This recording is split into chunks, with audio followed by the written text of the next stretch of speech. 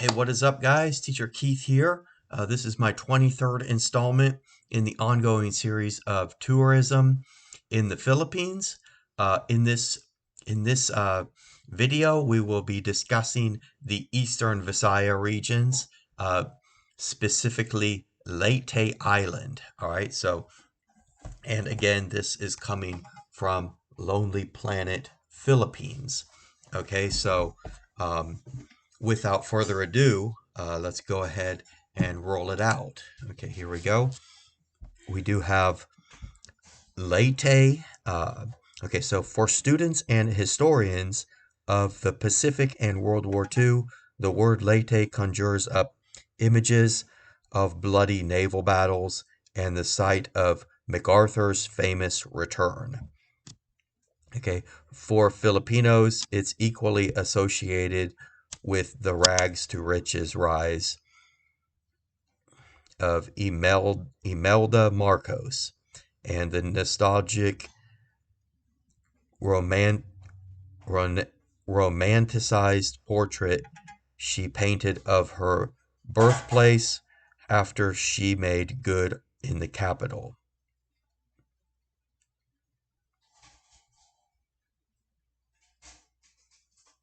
For travelers, southern Leyte, wrapped around the deep water Sagad Bay, is one of the Philippines' many diving spots. Okay, so very important to experience the scuba diving. It's very, very beautiful. Really, one of the most fantastic life experiences you can experience in life. Okay, so the Cebuano speaking Leyteños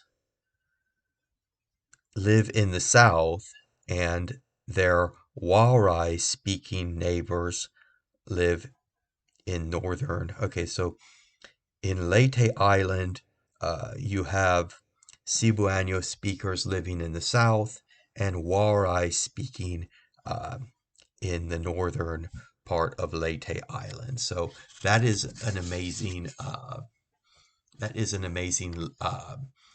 like a language learner's paradise in Philippines. And if you go to Leyte Island, you can use your Visaya and you can also use your Waray if you go to the north. Okay, so Leyte Island, it was Leyte's north that endured the worst typhoon, Yolanda's tyranny in 2013. But today the island has bounced back remarkably well. Provincial capital Tacloban has a vibrant cafe and restaurant scene, while the deep south settlements of Padre Burgos and Panaon remain as seductive as ever. Okay. Okay. All right. So the main city on Leyte Island is going to be Tacloban. That has a population of 250,000. This was Typhoon Yolanda's ground zero. Tacloban took a direct hit on November 8th. On November 8th, 2013. Okay, when the mother of all tropical storms laid waste to the city. Yet as you walk through Tacloban streets today, it's impossible to imagine the apocalyptic scenes on that fateful morning. The center has been fixed up, hotels have been repaired, and there's even a degree of cafe culture evident. Okay, Tacloban's bars are again filled with local drinkers instead of relief workers. Yes, the city has resumed its role as the commercial heart of both Leyte and Samar.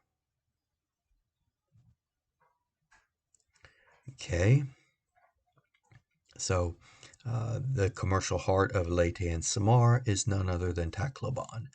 The psychological wounds will take longer to heal. The images of destruction the scent of death that permeated the city, the loved ones lost, none of this will ever be forgotten. For travelers passing through, you can expect traditionally warm Visayan hospitality. For this vibrant, somewhat gritty port city has reemerged from recovery mode and is once again welcoming visitors.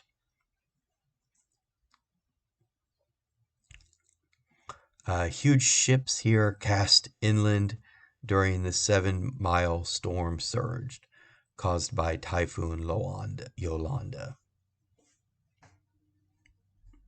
Unbelievable. The bow of one of them, MV Eva Jocelyn, has been kept as a memorial surrounded by passing traffic and rebuilt shanties. It's around 2 kilometers northwest of the city of the center in Barangay Anibong. Okay. Here's the main site of Tacloban. We have Santo Nino Shrine and Heritage Center. Leyte's most famous daughter is Imelda Romualdez Marcos. Okay, so again, the Marcos family is hugely important to the Philippines. Okay, so whose family was from Tolosa? Her influence in Tacloban is evident in the city's street names and in this prominent mansion built with the Marcos millions. It was not designed as a home, but to showcase regional Filipino arts and culture. Each room is dedicated to a province. Some of the furniture, antiques, and objects d'art are impressive, yet it's incredibly stuffy inside, and many treasures are moldy and decaying. Okay.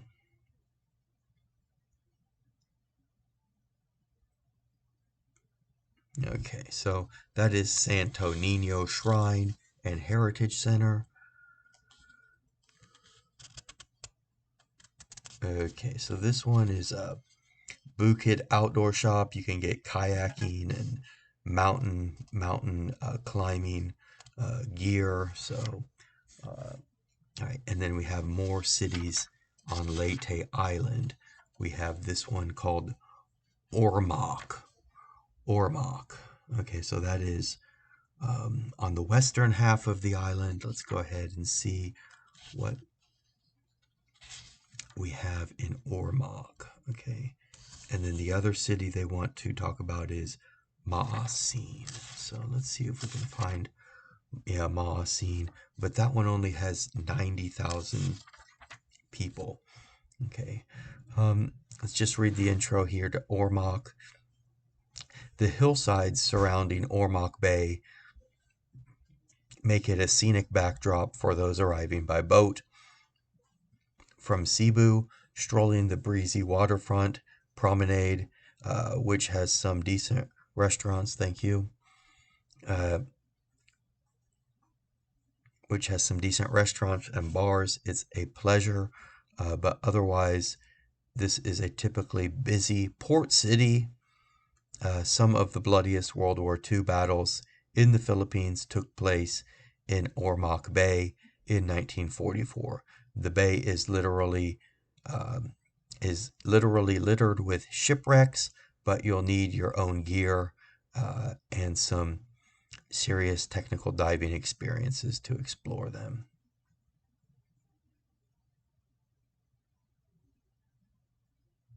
Okay, so again, if you travel to the Philippines, I do recommend brushing up on your World War II history, as that is a very critical part of world history, and it all happened in the Philippines. So that is an incredible experience in and of itself.